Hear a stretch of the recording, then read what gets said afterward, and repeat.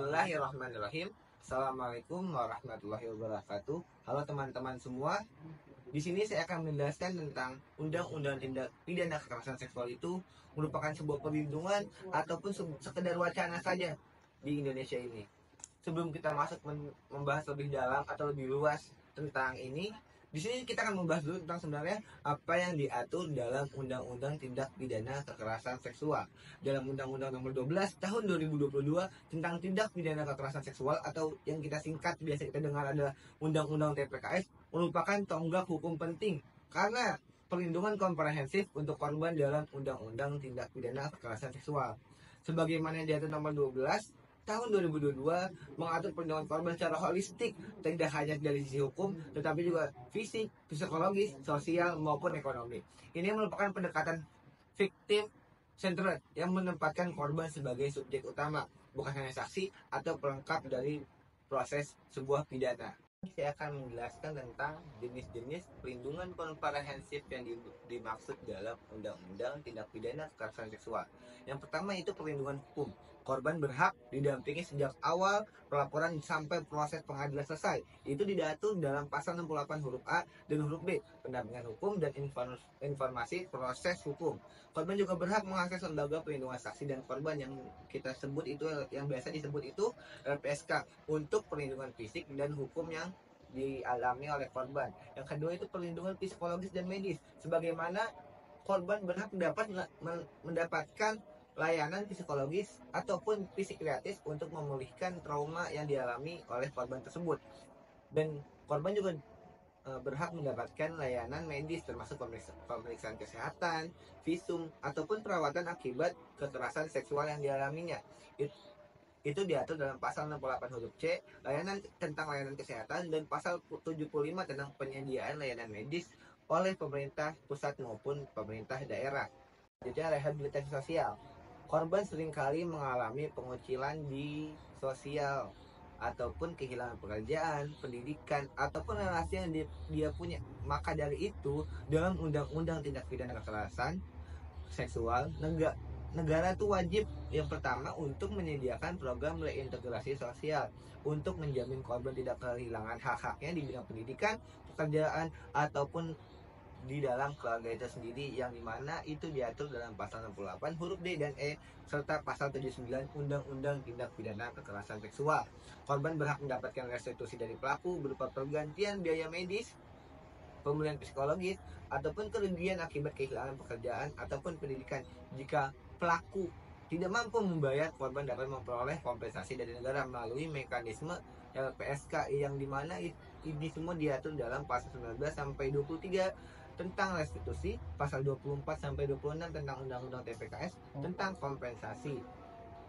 Akan tetapi yang terakhir ada penjelasan tentang pelayanan terpadu dan ramah korban, yang dimana negara wajib membentuk unit pelaksana teknis daerah perlindungan perempuan dan anak yang biasa kita singkat UPTD PPA, yang menyediakan tentang layanan hukum, psikologis, dan media secara terintegrasi dan tidak diskriminatif, ataupun ruang yang aman dan pendampingan selama proses pelaporan itu sendiri, yang diatur dalam pasal 75 sampai pasal 80 Undang-Undang Tindak Pidana Kekerasan Seksual.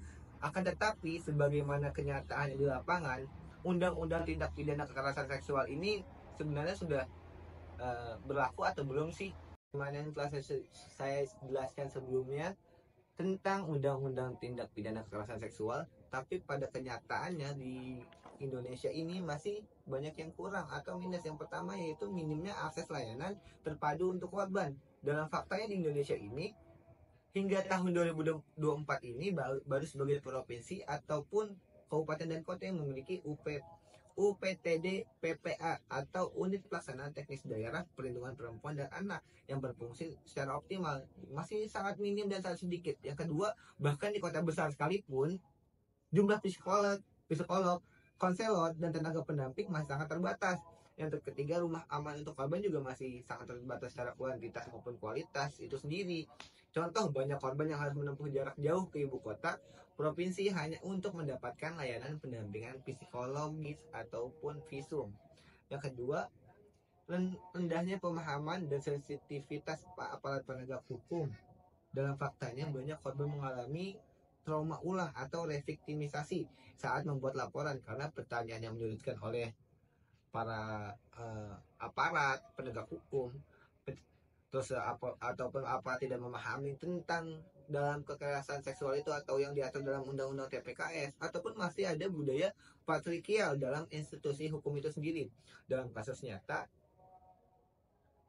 Komnas Perempuan telah membuat laporan tahunan di tahun 2023, disebutkan bahwa korban masih mengalami proses pelaporan yang tidak ramah korban, ataupun ya seperti tadi saya sebutkan di atas, bahkan sering disarankan berdamai atau diselesaikan secara kekeluargaan.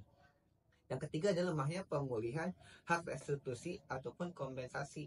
Dalam faktanya, meski diatur dalam pasal 19 atau 26 Undang-Undang TPKS yang saya telah sebutkan di awal, restitusi jarang diberikan karena proses pembuktian yang panjang dan pelaku sering tidak mampu membayar restitusi tersebut. Oleh sebab itu, kompensasi diberikan oleh negara melalui mekanisme LPSK yang masih sangat jarang dimanfaatkan oleh masyarakat karena belum dikenal luas.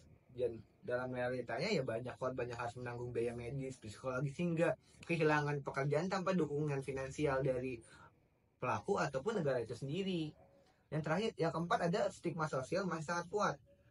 Dalam faktanya di Indonesia ini, korban kerap disalahkan ataupun bahkan di lingkungan itu sendiri, dari keluarga, kampus, sekolah, ataupun tempat kerja, karena masyarakat cenderung mempertanyakan pakaian korban, sangat yang misalkan bahkan korban yang seksi, ataupun di lokasi kejadian yang di gang-gang gelap ataupun gang sempit, ataupun hubungan pribadi, alih-alih fokus pada pelaku kekerasan tersebut malah menanyakan, lu kenapa pakai pakaian seksi, lu kenapa harus jalan di lokasi ini, terus lu sih pacaran sama dia, lu sih deket sama dia, gini gini gini. Nah, ini yang sebenarnya harus diubah stigma sosial masyarakat. Alih-alih menanyakan korban, kita harus menyudutkan pelaku itu tersebut. Dalam hasil studi Universitas Gajah Mada tahun 2023, 68% penyintas kekerasan seksual yang disurvei tidak melanjutkan kasusnya ke proses hukum karena trauma sosial dan tekanan keluarga. Dan terakhir, belum optimalnya sosialisasi undang-undang TPKS dalam Indonesia itu sendiri. Banyak korban, terutama di daerah, tidak tahu bahwa undang-undang TPKS ini sudah berlaku dan melindungi mereka. Jadi ya banyak yang ya udahlah biarin aja, ya udah buat laporan juga percuma dan lain. Jadi hingga banyak warga Indonesia itu lebih memendam masalah itu sendiri, dan aparat desa, RT, guru, bahkan kepala sekolah belum mendapatkan pelatihan atau pemahaman dasar tentang substansi undang-undang ini. Sehingga realitanya di lapangan, kasus kekerasan seksual di sekolah dan pesantren sering disapu di bawah karpet karena tidak ada kesadaran hukum yang memadai. Dalam data yang saya temukan bahwasanya di catatan Komnas Perempuan tahun 2023, kekerasan seksual naik signifikan, pelaporan meningkat, tapi perlindungan hukum masih minim. Data pendukung yang saya temukan ini ada beberapa data yang dari sumber, itu pertama dari Komnas Perempuan tentang kekerasan seksual naik itu signifikan, pelaporan meningkat, tapi perlindungannya masih sangat minim. Terus ada Kementerian PPPA baru 54%, kabupaten atau kota yang memiliki UPTD PPA aktif dan terstandar. Terus ada lagi nih dari LPSK. Dalam 2023, dalam hasil survei, permintaan perlindungan meningkat, tapi pengajuan kompensasi dan restitusi masih rendah karena korban masih tak tahu haknya itu apa. Yang terakhir ada dari ICJ dan Lembaga Bantuan Hukum APIK, yang dimana proses hukum kerap kali menyulitkan korban, terutama perempuan dan anak. Ya, sebagaimana telah saya sebutkan atau saya jelaskan sebelumnya, Undang-Undang TPKS ini masih secara normatif memberikan jaminan sebenarnya yang kuat, namun implementasinya masih jauh dari ideal. Karena kenapa? Ada beberapa sebab ataupun alasan yang menyebabkan sebenarnya undang-undang TPKS ini terlaksana atau enggak. Yang pertama, korban belum sepenuhnya terlindungi karena ya keterbatasan dari akses layanan itu sendiri. Yang setelah di data yang saya temukan itu baru 54% dari luasnya Indonesia, baru 54% yang ada UPTD PPA.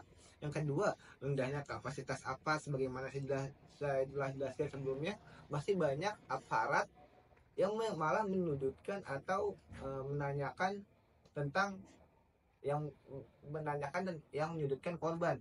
Terusnya, budaya menyalahkan korban, ya sebagaimana saya juga jelaskan di awal, budaya di Indonesia atau stigma sosial yang sangat buruk, sehingga tentang korban kekerasan seksual ini, sehingga ya orang malas aja buat ngapor, mending memendam aja daripada dilaporkan ke lembaga hukum.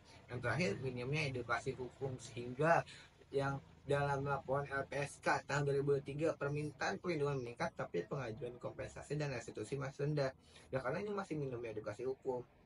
Oleh sebab itu maka saling mengingatkan, saling memberi wawasan itu sangat penting bagi kita, agar undang-undang tindak pidana kekerasan seksual ini tidak hanya sekedar menjadi wacana tetapi menjadi perlindungan bagi seluruh wanita di Indonesia ini. Mungkin cukup sekian dari konten ini, kurang lebih mohon maaf. Wallahul muwaffiq ila aqwamit thoriq. Wassalamualaikum warahmatullahi wabarakatuh. Sampai ketemu di konten selanjutnya.